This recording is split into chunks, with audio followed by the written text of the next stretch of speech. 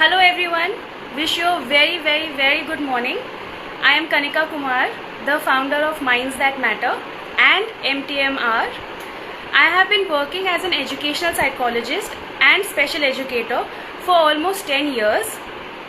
I am very passionate about working with children with special needs, that is, children with autism, ADHD, learning disability, Down syndrome and many other concerns. The mission of MTMHOUR is to spread awareness about the many different aspects of disabilities and special education and how to provide support, intervention in the form of special education and various other therapies. If you are a student looking to join this field as a professional or a teacher who has students with special needs in his or her class, or even a parent with a special needs child, then MTMHOUR is going to help you to understand the nature of challenges that children have and strategies using which you could help these children. Each week, I have speakers talk about different aspects such as parenting, academic struggles, integration of technology, mental health, behavioral concerns, etc. Today we have Ms Ritu Shree here with us. She is a dance movement therapist and a child psychologist at Children's First. She has been working extensively with children on the autism spectrum, children with ADHD, developmental delay and other concerns for 10 years. She is invested in using multimodal therapeutic approaches with children with special needs and their families. Today, she will be talking about using creative art therapies with a special focus on dance movement therapy. So please allow me to welcome her.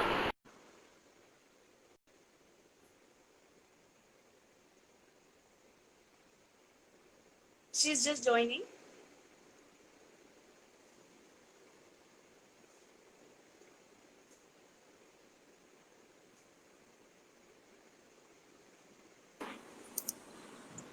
Hi Ritu, Hi, good morning, everybody. thank you for joining us Ritu and helping us understand about dance movement therapy. Yes, thank you so much for inviting me. Can you hear me and see me clearly? Yes, I can. Yes. Okay, great. Awesome. Yeah. So should we just jump in? I think, yes, we should. We'll also just take random questions if they emerge. If people have a question concerning what we are already talking about, then we'll take up that also as and when they come. Yeah, absolutely. Absolutely. We can start. Yeah. So let's start by understanding the basics. What exactly is dance movement therapy? Okay. All right. So, Just a second. I think we both need to be a little louder because okay. our voice is a little low. Okay. Yeah. All right. I'll be closer to the screen, I guess, then. Yeah. You can hear me clearly? I can. Okay. All right. So, which means that it's not the mic that is a problem. Right. It could just be, yeah. Keep the phone a little closer. Yeah, I will keep the phone closer. Yeah. Cool. So I'll start. So, definition wise, different boards of dance therapy have different definition, but primarily dance therapy is a psychotherapeutic approach which uses dance, creative expression and movement dialogue to further social, emotional, psychological growth, yeah, and integration in our system. So it is just like any other psychotherapeutic modality. It is working on psychological issues that people are dealing with. So therefore, children, adults, every kind of population can benefit from it when they have access to it.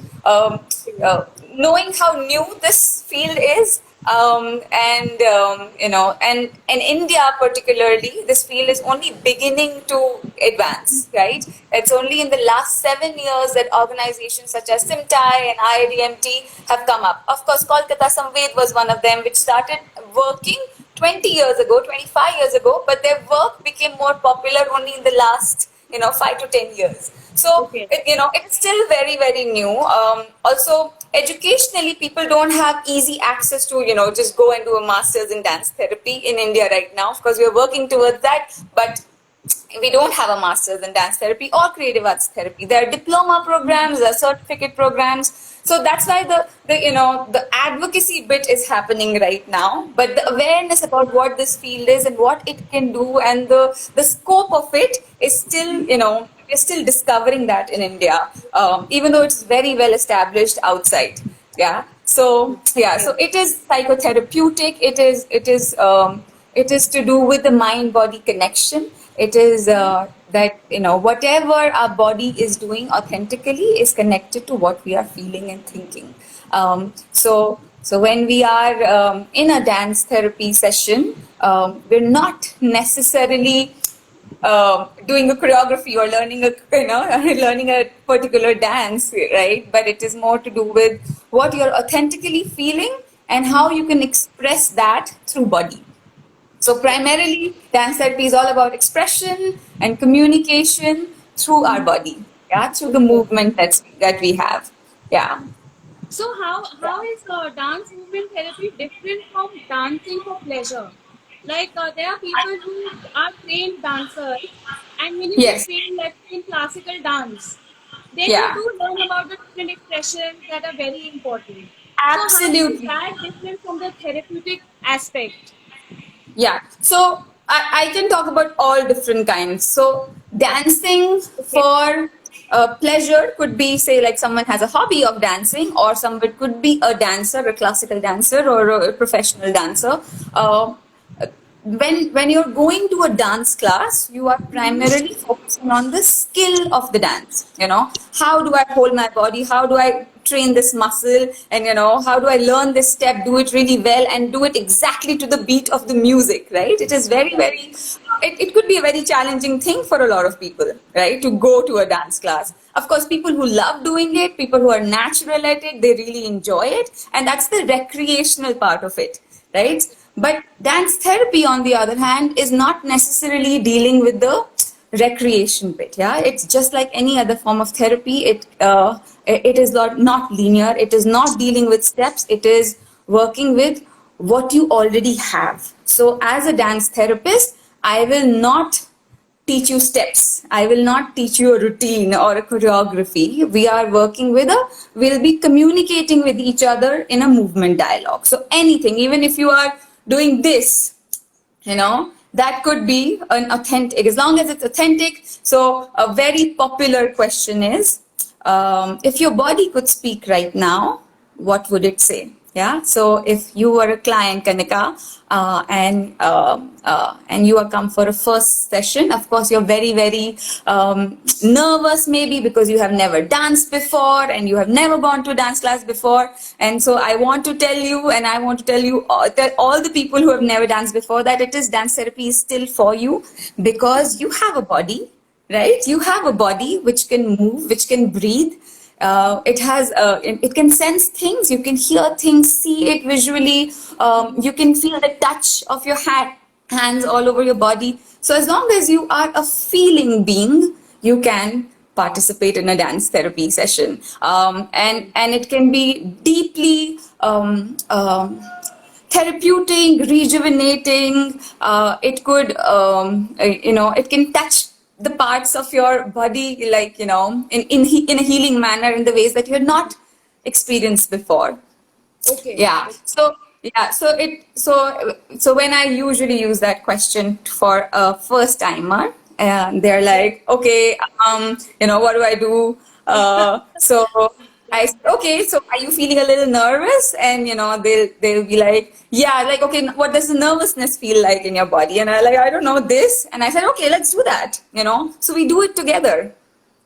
Okay. Yeah. So it's about whatever comes naturally, and giving space to that natural expression at that time. So even if the person go like, I don't want to say anything, and we both do, okay, what does that feel when you touch your face? What does that make you feel, that and can you touch other parts of your body? So we expand from what he has already started.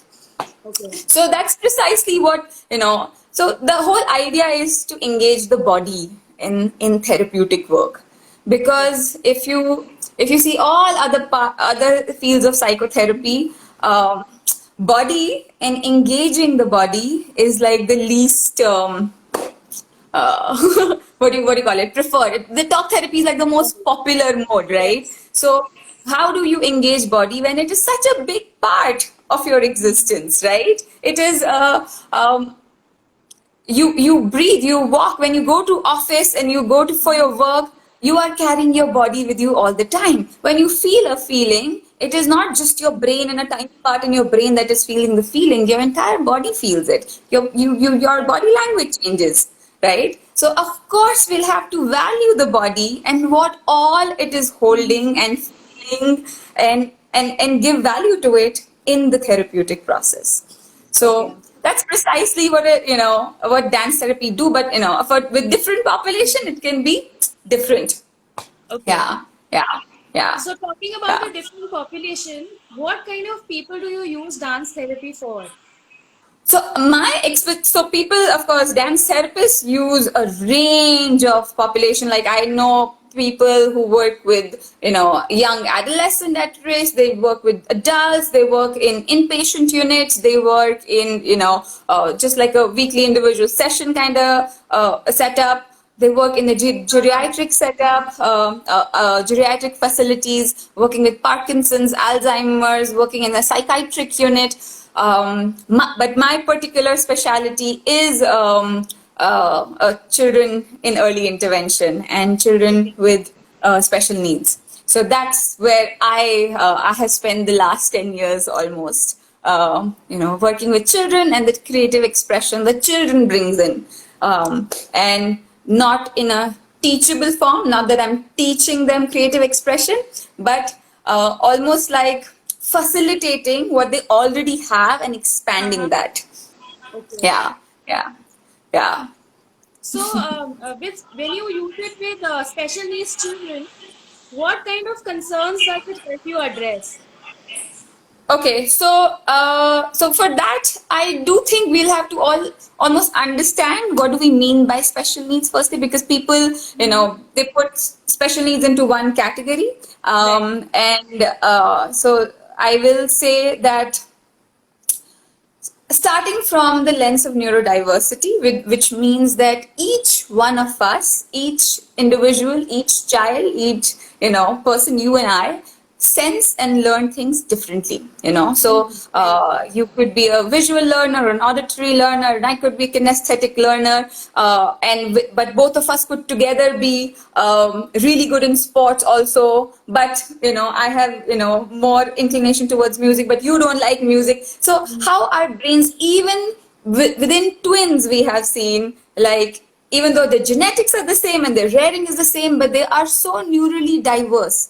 The brain, the way the brain processes information in environment forms the structure of your brain also. So Right. whatever I have sensed through my life, it has structured my brain almost. So I am a very different person from even my own sibling who has had the same rearing and upbringing, right? So Right. so so that is neurodiversity, and from a neurodiversity lens, every child have their own strength and every child may have some challenges. So when we're working with, say, children with autism, we are seeing what the child's strength is. Yeah. So we are working from the strength based perspective. So we are working, okay, so if a child is not, so we can first see the challenges. So the child is not communicating, for example. Yeah. So the child is not communicating by not looking at the parent, not making an eye contact, perhaps, not really interested in people, if we say that. So how do I do dance therapy with that? So I start from where the child is sensorily engaged with. So it often happens in children with autism spectrum, they may have a lot of sensory needs. So there could be a lot of flapping, jumping, touching, preoccupation with a certain thing, Right. activities, repetitive play, all of that. So through dance therapy, I try to join what they're already doing with their bodies. Yeah. So if a child is just tapping the floor, I will go start tapping the floor. Yeah. Whether the child initially looks at me or not. So, the idea is to mirror the rhythms that the child is, creating. So, even if it's not tapping the floor, I could just tap myself. But I'm trying to join the child's world, So, there's often, what people often say is that it feels like the child is in his own world. That's Right. the very common saying that the parents come with, that, he's in his own zone. So, my task is, how do I enter his zone? Yeah. So my task is, how do I enter his zone? By the body and the all the things that he's doing with his body. So when I see the child tapping, I create a rhythm with tap. Because he's interested in tapping. So he's tapping the floor, and I'm tapping my legs, and I'm tapping in the same frequency and the same rhythm as he is tapping. Yeah. So something happens, and then it's almost like I'm expanding what he's already doing. So I'm like this doubled, I have expanded and doubled what he's already engaged in. So obviously, instantly the child looks, instantly the child, gets confused, like, why are you really joining me? And, there's often like a surprise feeling that the child has. If the child is running in the room, I start running in the room in the same rhythm as the child is doing. Yeah. And that's the point where what we're trying to, a lot of autism intervention therapists is working on joint attention, and you may know joint attention. So that's how I work on joint attention, by joining the rhythms that the child is already giving me.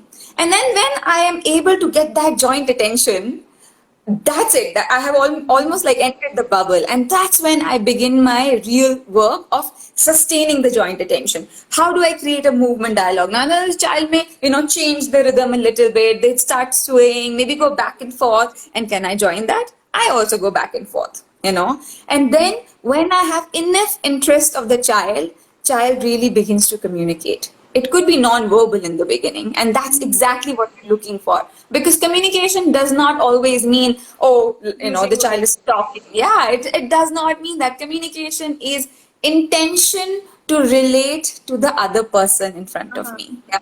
And when I have the child's intention to communicate with me, to have fun with me, when the child has almost looked at me and, almost staying with the rhythm with me, that means I know the child wants to be in this space of this fun dance that we are doing. Yeah. I have not taught him dance. I have just joined in his dance, right? And that's when, sometimes I use drums, sometimes I can use music, or sometimes I use scarves, and, or just like ball. Even a ball can be very, very helpful because it moves all the time and we move with the ball.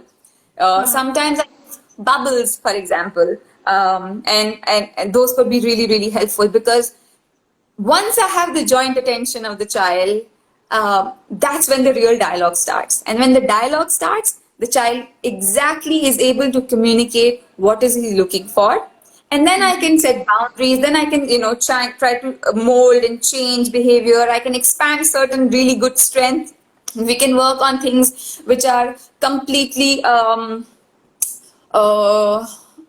I will not say what do you call it. Then you can work on the areas which are actual challenges.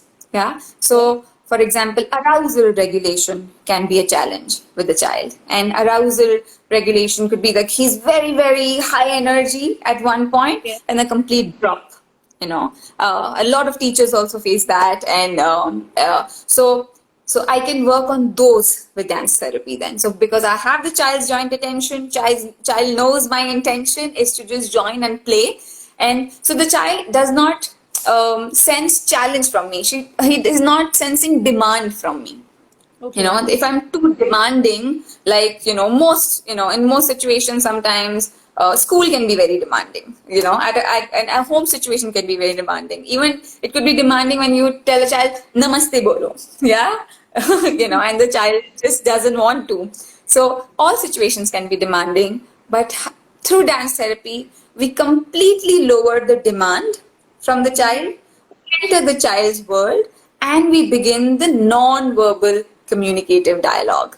And that's precisely what we are doing. And it has so far, it has been so, what do you call it, fulfilling that, till date, I still go back to, so all the children that I worked with 10 years ago, now they are like young adults, right? Because they've all gotten older, but I still go back to the really young population, like 2, 3, 4, because the brain is so neuroplastic in early intervention. Yeah, It keeps that's adapting. it keeps adapting, and whatever, the brain is always learning. So the moment you're born, you're learning about the world. Yeah. So because the brain is so neuroplastic in early years, therapeutic work, which is so inclusive, which is so creative, is helping the brain. Because you get giving value to their body, value to their sensory system, because working with children requires you to work on the sensory system, right? Right. Yeah. So So when you work with this child and you are trying to enter the zone that the child is in, does it work if you have more than one child at a time? If it is a small yeah, group of children? yes, yes. So yeah, I should have spoken about that also. So dance therapy can be done in group setting and it can be done individually. So Okay. absolutely, it can be done in a group setting also, and it works beautifully. So in a group setting, we almost create like a movement routine, yeah, in a very simple form. So we create, so a lot of children love routine and Mhm. repetition. Yeah, it gives them a sense of safety. So Right, right. yeah, so when you create a movement and song and movement routine, and it is done in the most simple manner, children begin to join in. So if I create a song and dance routine which is just like waving side to side, and I'm singing the same song every day, more or less, not just one, 5 or 6 children will join me by the end of the week if I'm doing it every day.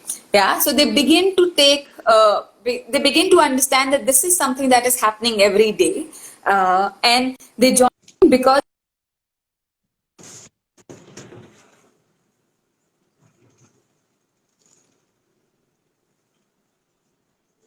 It's loading. I think we're having some network difficulty.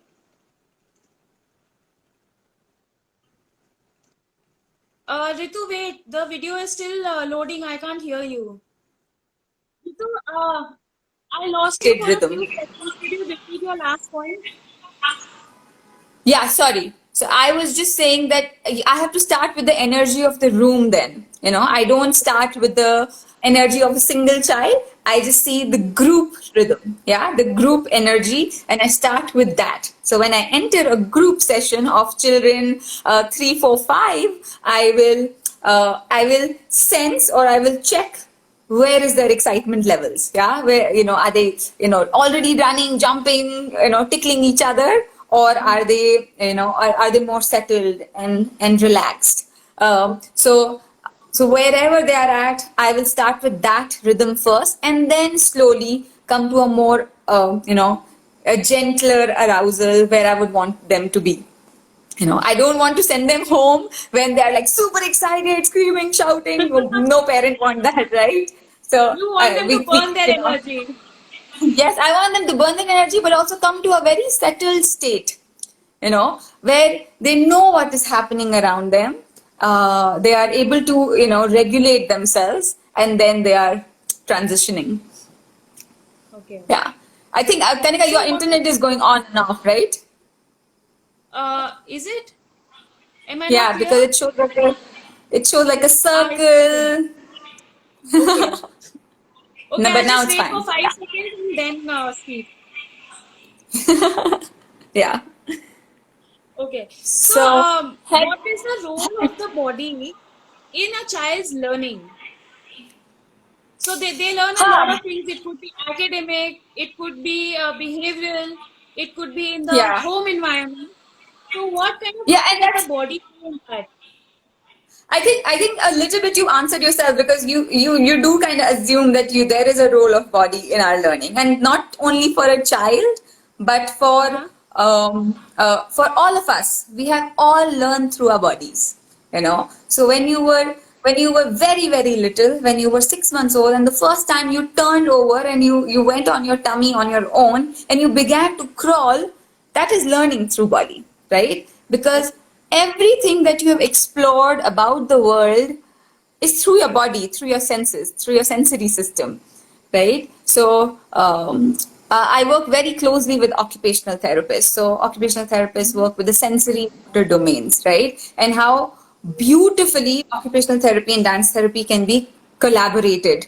That's one of the things, right? So when we are saying how do children learn, we say before any kind of schooling, they're learning through their bodies. What are they Right. doing before that? Every kind of play, whether they are in playground or they're playing with toys or they're playing with their sibling, or they're playing with the cousins, rough and tumble, jumping, everywhere their sensory system is engaged. Yeah, and Right. with sensory system, I don't just mean the five senses on our faces. I mean the sense of movement, the sense of touch, the sense of some people call it. So not many will know, but sense of proprioception, which means the joint position sense. So when children like rough and tumble play, when they want to fall and jump, all the joints of your body get activated, and there's such a good feeling in the Right. child's body, right? So all of that helps the child grow almost. I feel without a sensory system, without proprioception, without movement, how will the child grow, walk, learn, everything that we do, walking, writing, talking, everything requires Right. sensory integration. Yeah. So when we know that sensory integration is so essential, that means body is equally essential. So that's Right. where mind and body connection begins to happen. So when sensory system is integrated, body is calmer, body is regulated, and body can channel itself. Yeah. So when a child goes into a room and you are waiting, like, hi, whoever is, hi, say Rahul, hi Rahul, the child will instantly look at you and respond to you. Sometimes when children's sensory systems are not integrated, or when they are distracted by something, which often happens in children with special needs, they may not instantly respond to you with hi Kanika. Yeah. So channeling all those sensory energies, channeling the body, helping the body really express itself. Channeling my communication. Where do I have to communicate? Prioritizing. All of that becomes the goals of therapy. Yeah. Okay. So not just dance therapy, but that's a goal of every early intervention therapies, right? To help the child understand the context that he or she is in, and then doing what is required. Yeah. So if a child is in a playground, he's not going to tell the mom that I want to do writing here. When the child goes to a playground, he wants to play. When he goes Right. to school, he would not say, oh, I want to dance in the classroom. No. So when does the child begin to understand social roles, social greetings, social relationships, and those are all what the need of early intervention is. And that's all that we are trying to do at all times with children in the early intervention center. But I will say, for children particularly, a multidisciplinary team is very, very essential. So Okay. a team which has a special educator, an occupational therapist, a speech, a language therapist, sometimes psychiatrist, all the team, and the parents, of course, parents. How can I forget parents and teachers? Right. When so when all of them are on the same page about the wholesomeness of the child's growth, that's where the real difference begins to happen, because everybody expects the same, what do you call it, then everybody is not want to demand out of the child. Everybody is not demanding things out of child. Everybody is playing with the child. Everybody is investing themselves in the therapeutic process of the child, with just the way, if I know, when the whole team is aligned with the child's therapeutic work, then everybody knows what are the child's strengths. Yeah. So when you know the child's strength, then you value it more. So join at the best with your best intention to wherever they are at, and then you align, and then you also use your body. Sometimes the simple way of using your body is just bend down, go to their eye levels. Right, right? right. So, and not talk to them like I'm the taller one and you're the shorter one. The Just go connection into would be their better eye. if we reach out and we're at their eye level.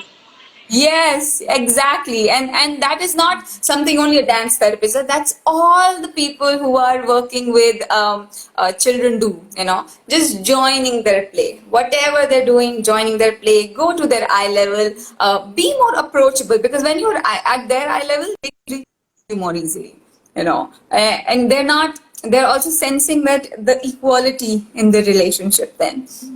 So, and that is very, very essential, really. It is, I think working with children is deeply, deeply rewarding. And as creative arts therapist, so I am a dance therapist, but there are music therapists and art therapists, drama therapists who are doing phenomenal, beautiful work with children with special needs. So, yeah, So, I can we think I say love, that, yeah, is yeah. it still loading or can you see me and hear me? I can see you now. Yes, it was loading a while ago, but I thought I lost you, but then I think you're back. Yeah, Okay.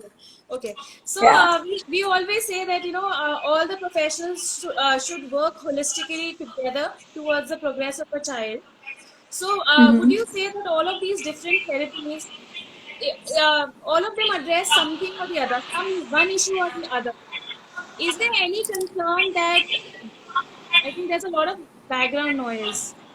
Is there any concern that dance therapy would be most effective with and any that dance therapy would not be so effective with? Um, yeah, I mean, I will say, as long as all the therapies are following the same paradigm, So, with paradigm, I mean, what is the philosophy behind helping the child? So, some people may, if it's contradicting philosophies, then it could be a problem. But if psychologists and Um, therapists Ritu, just and wait for occupational 5 seconds. therapists, all of them have the Ritu, same just wait for five philosophy. seconds. Yeah, I think It's I still lost you for loading. 5 seconds. Yeah, Yeah. but my internet is okay here, so I think people could hear me. Guys, were you able to If you hear could, us? if you Were could, you able to? if you could still repeat your last sentence, it would be helpful. I will. So I was just Yeah. saying that as long as all the work that is happening with the child is on the same philosophical ground, yeah. So with philosophical ground, I mean the paradigms that we use. If if a certain school style or a therapeutic style is a behavioristic alignment, for example, where you feel reward and reinforcement and maybe punishment and negative reinforcement, that's the philosophy. And on the other hand, child is going to a very child centric, play based, joining, that kind of work. It is very confusing for the child, right? So that is something. So philosophical paradigms become very, very important. So if a child is going for a behavioristic therapy and then coming for creative arts therapy, which is very client centered sometimes with Right. children, and it's working from the child's energy, not really rewarding child for anything. So that could be confusing. So it's only there I sense that there could be confusion for the child. Yeah. And Okay. then child begins to make what do you call it, preferences कि वहाँ नहीं जाना है.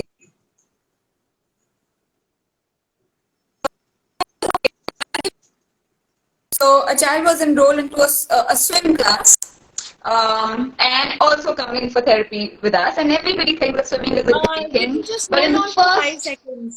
first day. Hold on for five Kanika? seconds. Your voice is breaking. Sorry. Okay. So I was giving an example of a child going to a swim class and also coming for therapy, and how in swim class the child was thrown into the pool in the first session. So what did the child do? Absolute, Ritu, just hold on. Just hold on. yeah. There's no clarity right now. Just hold on for a few seconds and then Okay. start Okay. talking. All right. Yes, Ritu, I see my will. video clearly. I can't see you clearly. I can see Okay, you now I clearly. Yes. Now I can see you. Okay. Wait. Can't see. Okay. Unclear. Ritu, I think I'm going to reconnect you because there's a lot of issue. So I'm just going Okay. to disconnect you and then reconnect you. So stay on Okay. Instagram. Okay. Sure. Okay. So we're just reconnecting, Ritu, hoping that we would have less network issues.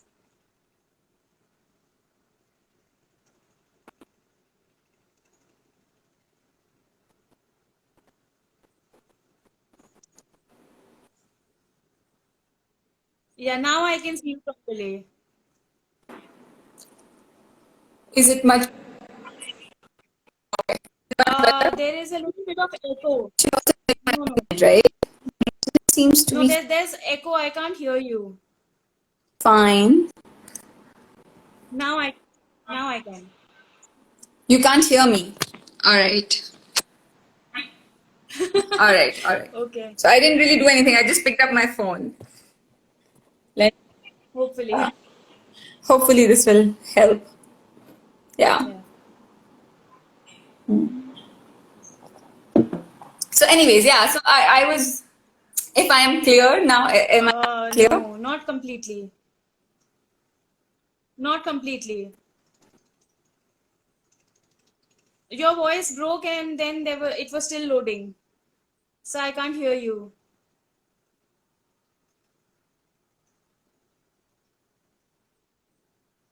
Try say something now. Yes, now you clear. Yes. Now?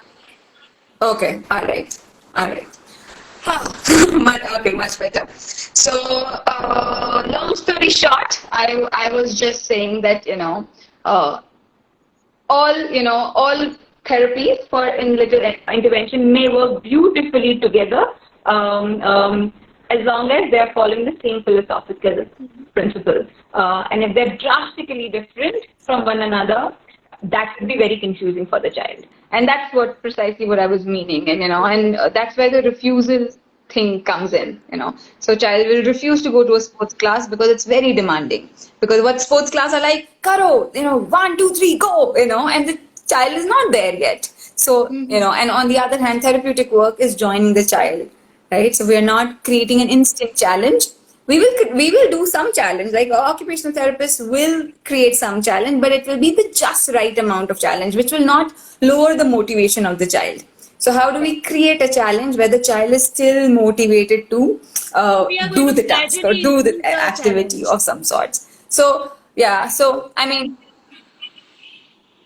yeah, we have to gradually increase the challenge, and for a communication therapist, I have to gradually work on communicating one step at a time. Dheere dheere, with movement, the child begins to even say an ah. I will join with an ah. And with an ah, we can create an apple and an aeroplane with an arm or an anar or anything, right? So we start with very simple phonemes and then build up to it. So, and that's the whole work really. It's a lot of fun, and it is a lot of, you'll enjoy it when you are immersed in it. Yeah, you love doing it when you are also immersed in the whole journey of the So, dance and the play dance that therapy happens. typically would Yeah, happen, let's say after yeah. school, the child comes to you for a therapy session. How do we address behavioral concerns when a child is having Yeah. a behavioral tantrum in the class?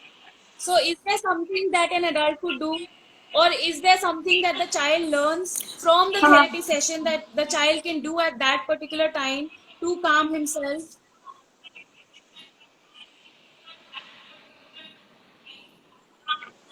and that's, yeah, I mean, that's a very important question, that how will whatever this child do in therapy ever applied to whatever happening outside the therapeutic work. And that's, so one of the primary goals for, so firstly, so some of the children that are in that coming for therapy in early intervention are not even joined school yet, so there are 2, 3 sometimes, yeah. But children who are going to school, constantly, one of the big goals is generalization. Yeah. So generalization means whatever the child, or the skill that the child has learned, the child is able to apply it in other contexts. Yeah. So if, for example, in dance therapy work, we are working on arousal regulation. So with rhythms and patterns, we are working on arousal regulation. And then I'm teaching through a transitional song and what should happen. And we create a song like what happens to your body when we are very, very excited. And then the child goes like, I do jumping. And I do, okay. And what happens to the body when after jumping, we feel a little tired. And the child, the child will respond that I feel sleepy, I feel relaxed, or anything. I said okay. So what, so we work with this modulation at all times. Keep high to low, coming to a mid ground, coming to a more regulated channel. So the whole idea is also then they use this transitional song in, say, a home setup. When the child is able to use it in the home setup, also we let the teachers know sometimes that this is what we're working on. We're working on arousal regulation. So give him a fidget toy, or give him an unstable surface to sit on so that he can regulate himself. So tiny shifts in the classroom can also happen. So inclusive classrooms does not just mean that, having the child there and a shadow teacher next to it, and then the shadow teacher just repeats everything and the child does it. Inclusive classroom means what can be provided to the child that the child is able to participate in the classroom. Yeah. So what can we provide, even if, say, for example, child likes to fidget. So can we put something unstable pillow on his chair where he can fidget and move, even though he doesn't necessarily have to get up and start jumping and moving around. So very small changes can really help the child. If a child has handwriting difficulties, what can we do with the pencil that makes the child really align, make it heavier, make it easier to hold, and the child can actually do as much as his potential is. So really making small changes in the classroom setup can really help. Letting the child know that people are there for you, and sometimes when there is a difficulty, there is a solution, and you are not going to be reprimanded or punished for that.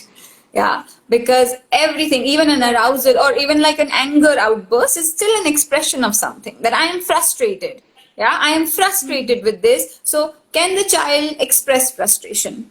And in what way will the child express frustration? Are there other mediums or modalities where the child can show that I'm actually frustrated with this? As long as the child can show that, then yes, then we are working with behavioral concerns also. So, but then you'll have to give that opportunity to the child to be able to express that. I feel like jumping around. So yes, but I agree.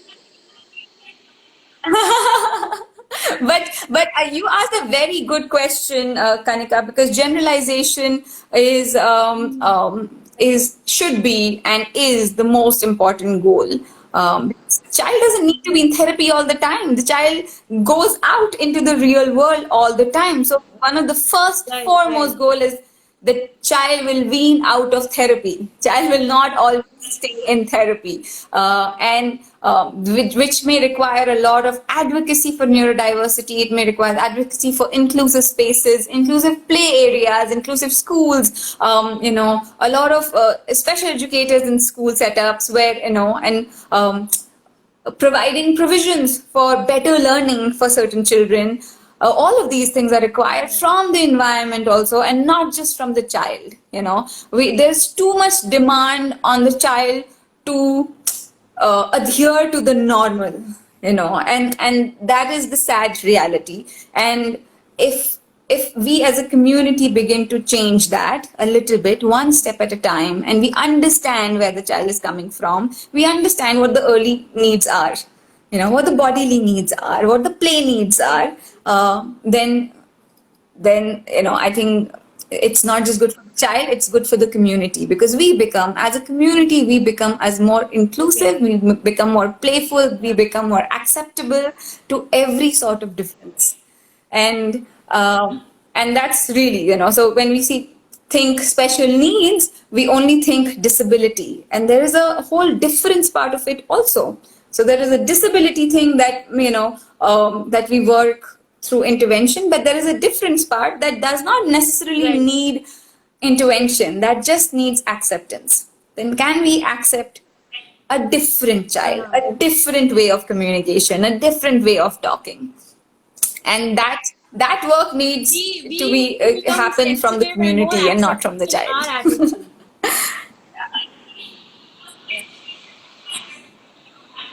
Yeah, yeah. And that's a message for Right. like all the people who deal with children. Yeah, oh, and not just parents. I do feel that parents have too much on themselves, and I don't mean parents. Parents are doing a lot already. I mean everybody else. Even if you have a little child in your neighborhood, if you are a teacher, if you're a counselor, if you are a sports teacher, if you are a kindergarten teacher, there is a huge sense of responsibility on all of us to learn about neurodiversity, to learn about differences, and to learn about disability in a way where you can help. Right. How can you help with disability? And everybody has a role. Just because a child has a disability doesn't mean, oh, I am a teacher, so I'm not going to do it, or only a certain person will deal with it. No, if they are part of Right. the Right. community, they're part of the society, So, so it's given our the current responsibility scenario also. that we are all Yeah, stuck with yeah, online learning, children are at home, and we were never able to prepare them for this transition that they would be studying at home. But now we actually have the opportunity of helping them transition from yeah, online learning to going to school, because we will get to know ahead of time that schools are reopening. So, how can we use yeah. dance movement therapy to prepare our children for that Yes. transition? Oh my God, yes. Yes, in the last 4 months, Yes. I think our children has gone through a lot. So adults still Mhm. tend to go out and meet their friends, but children have not. Right. Typical or atypical children, everybody struggles with online education. I will not say just the children with special needs are struggling with online education. Everybody is struggling with online education because it is. Sorry, can you So hear me I heard till because it is. now? Ah, Yeah, okay. I was saying I got a call in between, so I had to cancel Because that. everybody struggles with online So learning. I completely lost train of thought. Yes,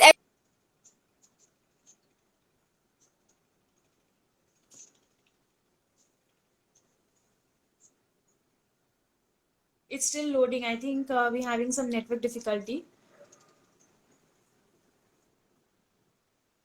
No, I couldn't hear you earlier. I completely lost you hear in me? between. Okay. Yeah, sorry. I was just saying that learning something academic is also experiential, right? So you are sitting in classroom, you have a partner next to you, you're copying from the partner, you're copying from the board, you're chattering with your friend. Teacher may do some activity together, which is a group activity. All of Right. those things are adding to your learning. So, but when you're only looking at the screen, there is a Right. detachment of sorts that children don't feel as connected to the friends. Some children are able to still handle and they can raise hands and they can ask questions and they're able to do that. But the sustenance of an online class becomes very hard. So what I know, what most schools have done is they're doing a half an hour class and a half an hour break, half an hour class and a half an hour break. So in that half an hour break, Right. of course, work with your children to move around, have a bouncy ball at Right. home because I know playgrounds are no longer accessible. So what are the movement plays that you can create at home?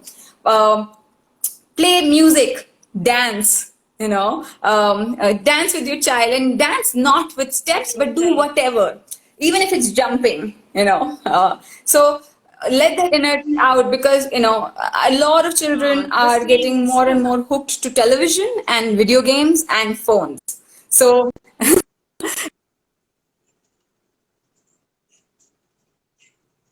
I can't hear you, Ritu.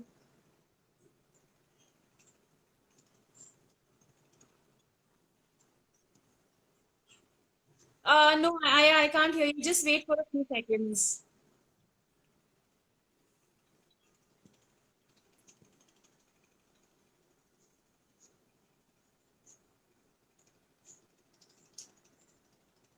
I think we're having a network difficulty, Ritu.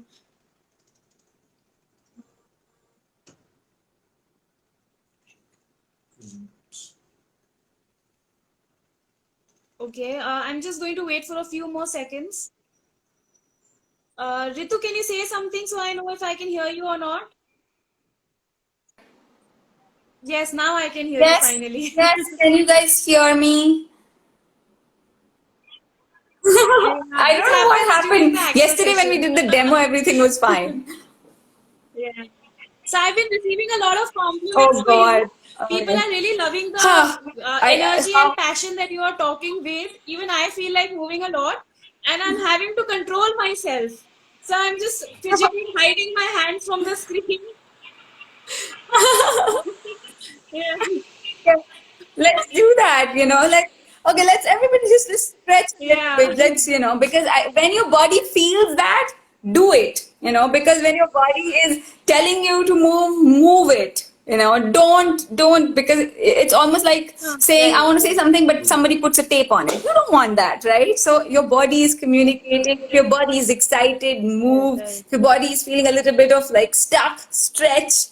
If your body feels like really wandering, go for long walks. Value what your body is already telling you. So body will always communicate to you. Your body will always tell you, do this, I feel like this, and it has its own intelligence system, right? Your body tells you that you're hungry. Your body tells you that I'm sleepy. So of course your body tells you what all you need for therapeutic work. So body will tell you everything, whether you're with a dance therapist or not. So if you don't have an opportunity to go to a dance therapist, give, while you're meditating or just listening, give space to what is happening in my back, what is happening in my shoulder, move it, turn it, stretch it. Right, And right. really, and that could be very meditative in itself. So yeah, that's all I would say. So, Dance, have Ritu, I have a fun, lot of questions and I would and love to talk more, move but as much. unfortunately, we're running out of time. And with your energy and the way you were talking, I completely lost track of time. It Yeah. was lovely getting to learn about dance movement therapy, and we're very, No very happy problem, but to have that's you join good. us. I'm sure the audience also enjoyed a Thank lot. They've you. written a lot of compliments for you. I hope you read them.